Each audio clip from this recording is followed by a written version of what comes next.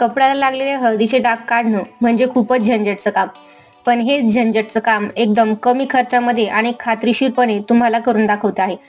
इथे हळदीचा डाग असलेला कपडा आहे. तुमच्याकडे कोणताही हळदीचा डागाचा कपडा असला तर त्याच्यावर अशा प्रकारचा काळा गोटा साबण तुम्ही अप्लाय करायचा आहे.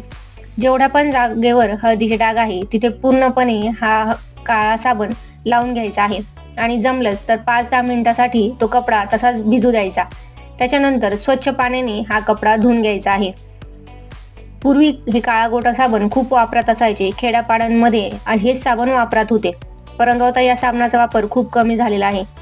हा डाग असलेला कपडा धुतल्यानंतर कडक उन्हामध्ये वाळवायचा.